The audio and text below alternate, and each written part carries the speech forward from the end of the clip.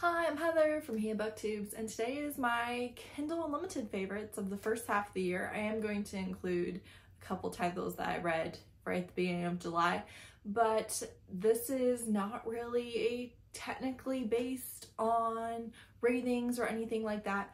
It's obviously ones that I gave good ratings to, but it's not like every single 5-star or anything like that.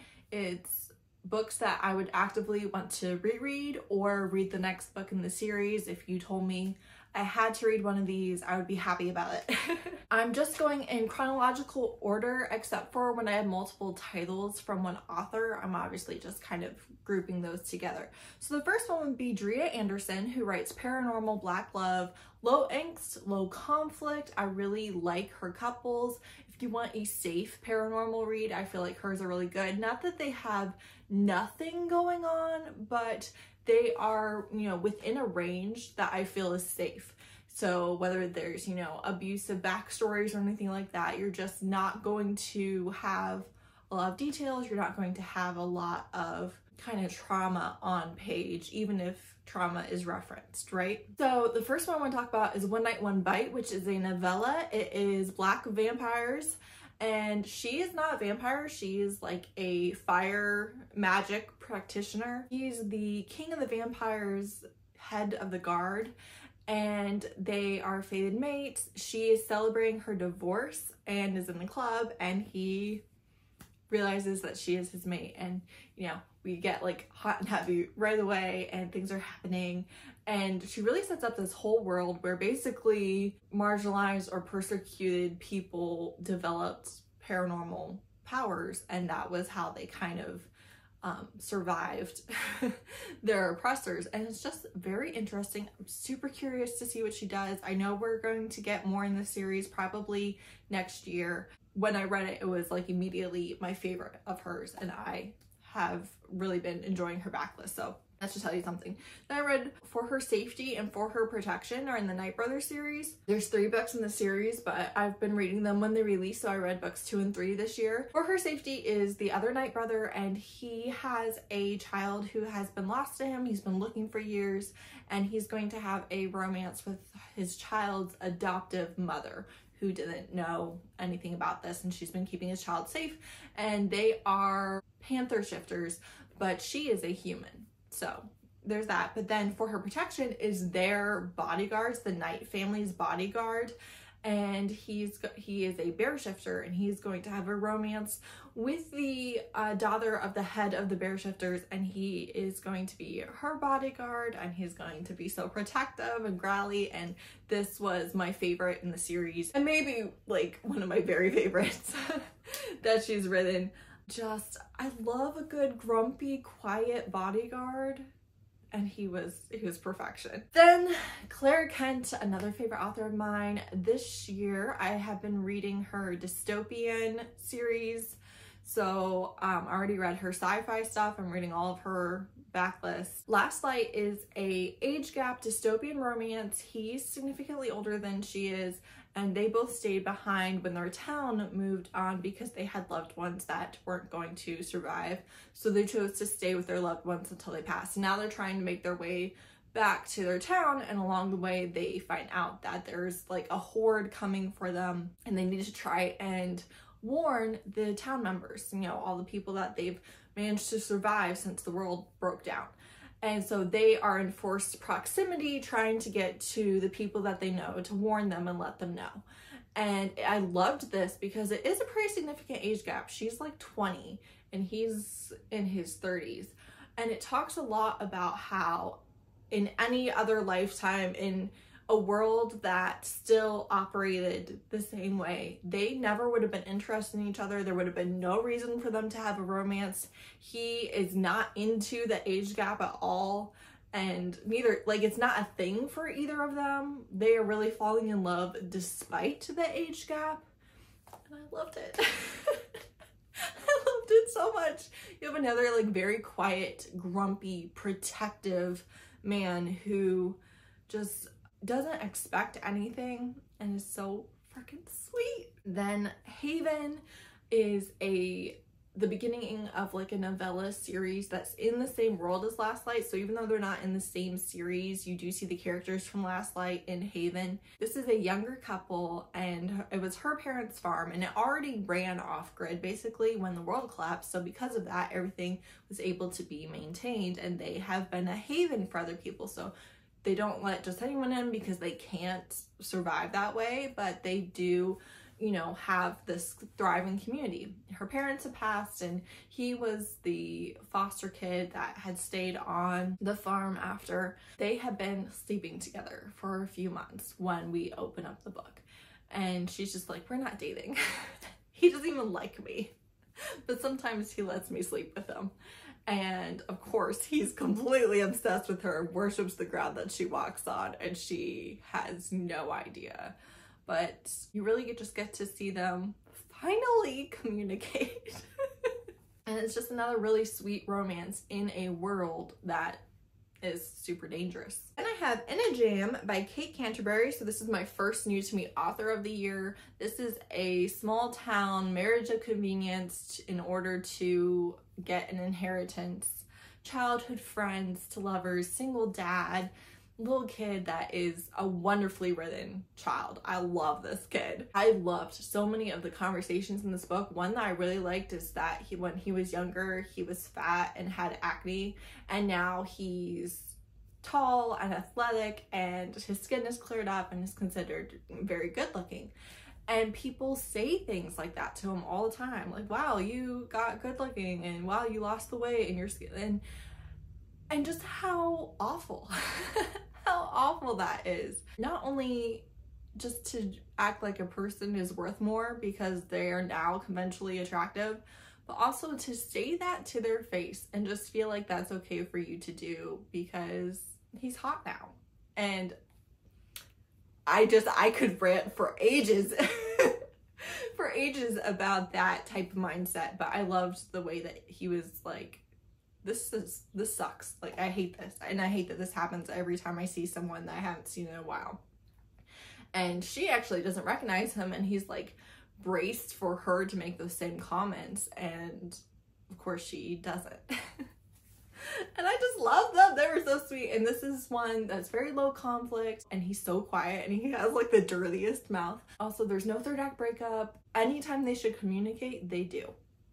And I love it. I have Sugar Sugar by Lady Marie. This is a sugar baby romance, and she has been his sugar baby for a while. He's very respectful of her. They've never had any physical relationship.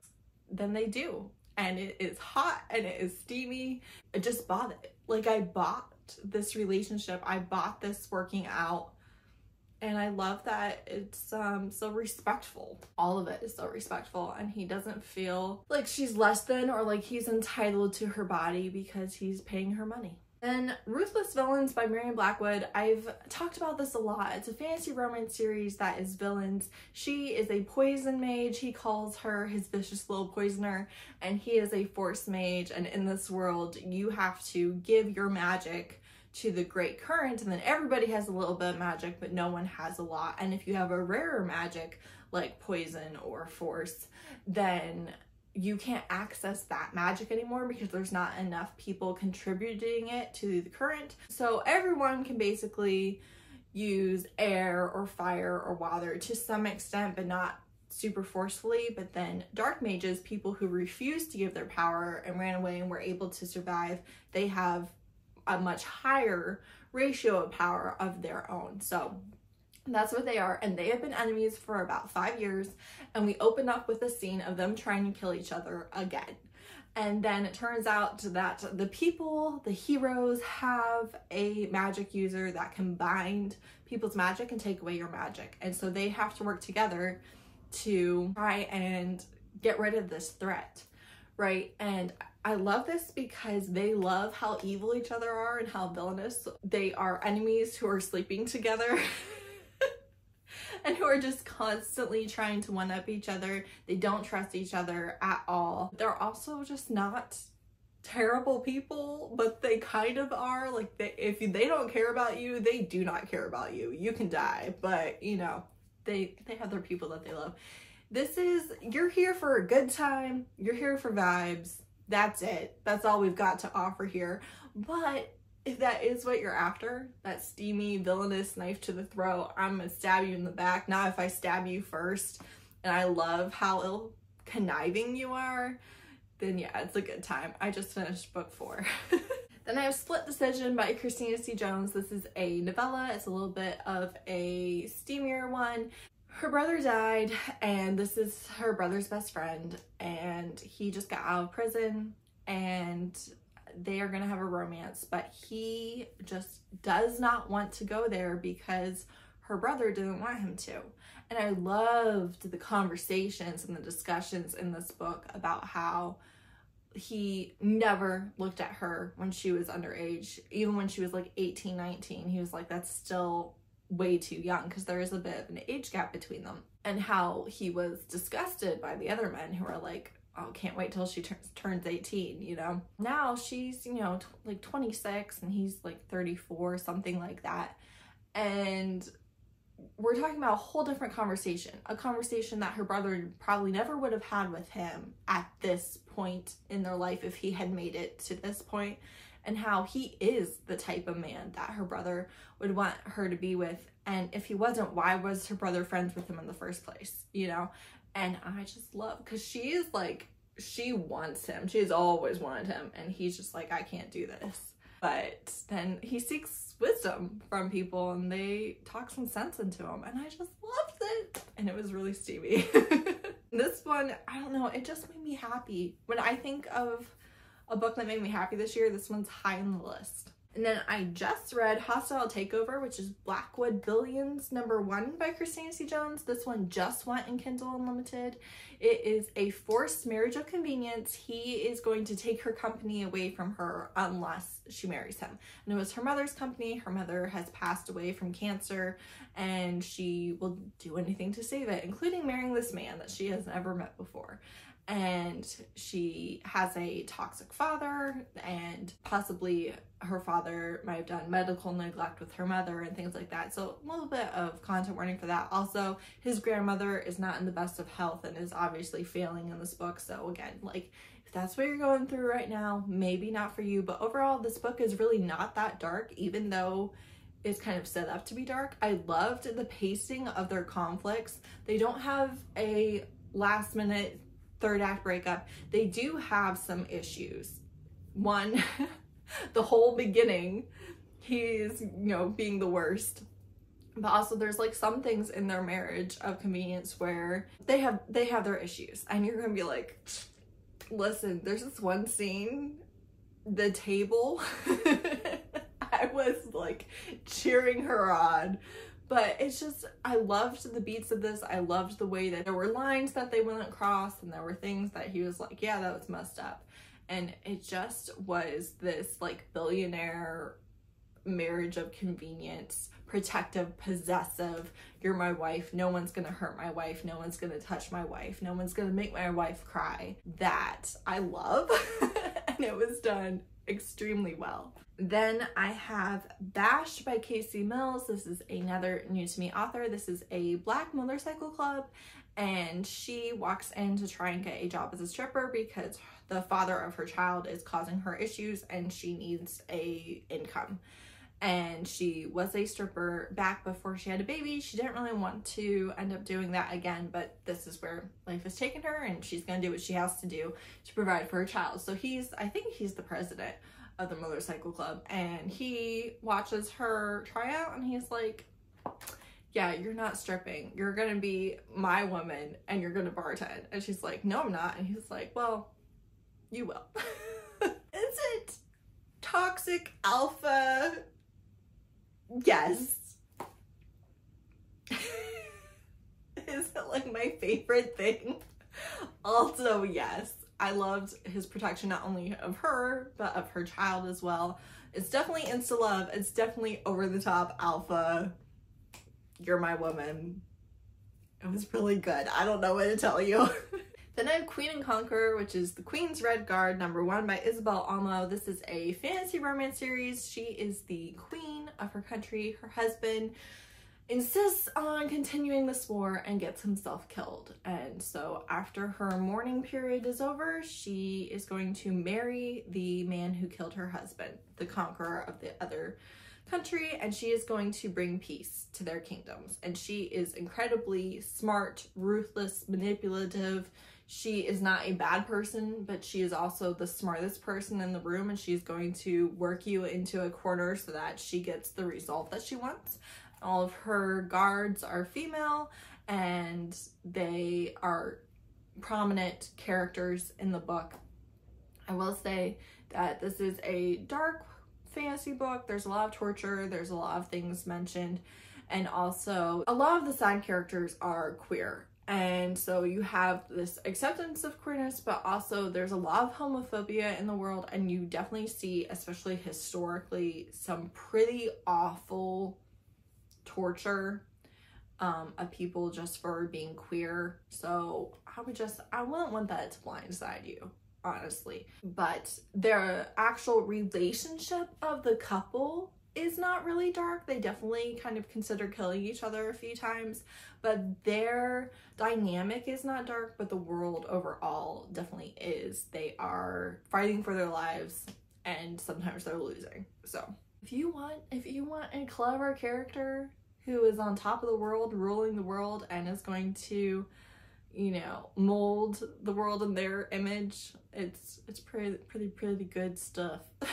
Then I have Love, Comment, and Subscribe by Kathy Yardley. This is a contemporary rom-com. It kind of leans towards regular fiction, but it does still very much have the romance as a prominent thing, but I wouldn't say quite as prominent as tends to be in my books. But we have two YouTubers. They are not rivals or anything. They're in completely different YouTube spaces, but they have both grown their channels really well, and they were in the same outcast nerd friend group in high school. And then things are not going well for her. Like she needs some things. So she ends up suggesting a collab between the two of them. He is very funny, silly, jokey, doesn't take things too seriously, doesn't plan things too far ahead. She is very type A, very safe, very planned and rigid and all of that. So they are obviously opposites attract, and they've always been like that. And I loved this because in a lot of ways you have an unlikable main character, but like you understand what she's doing, and also you see her growth, you see her fixing her mistakes, and it makes sense. Like it feels like a real person. It feels like things that you would do without necessarily really trying to hurt the people around you, but it's just mistakes that you're making. And the way that she takes ownership of that and fixes her mistakes, and him too, the way they grow together, it was so cute and sweet and funny. It was honestly very unexpected for me. I liked it so much more than I thought I would. Almost done here. Then I have Wild Pitch by Kat Geraldo. This is a baseball romance. I don't care about that. But it is. And this is also, you have two bi main characters. He is Filipino and she is Latina. She is the first ever female player in the Major League Baseball. She's a rookie that is a pitcher, and he is a veteran catcher. And he really wants a World Series ring before he retires, right? And his retirement's coming on up. They have a romance where he is submissive and she is dominant. And I really loved their overall relationship dynamic, because their relationship dynamic, their work dynamic, and their bedroom dynamic are kind of three separate things. And also their families, loved their families, great side characters, but just it was done really well, and it's not really my thing, and I still enjoyed it so much because it was so well done. So if it is your thing, I really do think that it's the perfect recommendation. If all of that sounds good to you, or even if some of that sounds good to you, it's just a really good read. It's well done, well written, their characters are well developed. I just think that really an excellent book, and drastically underappreciated. It has very few ratings and it's great. And lastly, I have His Majesty, which is Kingstown #1 by Sean. This is a Black romance. It's a novella. It's a second chance novella. It is steamy. I've actually heard that this is like good, but the series gets better from here. And I loved this. I don't like second chance. I don't like I don't like any of the things, and I was having the best time. The best time in this novella. It's like 60 pages. Like, go get it immediately, because I'm telling you, you are not wasting your time. It was hot. It was hot. I really like felt for them. I felt for their love and like needing to work through their issues. I've heard such good things about it, and it's still just really exceeded my expectations. I fully plan on reading the next book in the series this month. Like, I plan on continuing really, really quickly. So that was exciting. Another new to me author. And yeah, it was great. I feel like this cover doesn't really tell you like what to expect in any way. So it's a steamy second chance novella, and you should read it. So that's it. That's all my Kindle Unlimited favorites for the first half of the year. I have never done this video before, but I wanted to, and I'm glad that I did. And I hope you've either read some of these or will read some of these. And you know, if you liked any of these and you are like, hey, you would probably like this as well, please do give me that recommendation, especially if it's on Kindle Unlimited. Thanks so much for watching. Bye!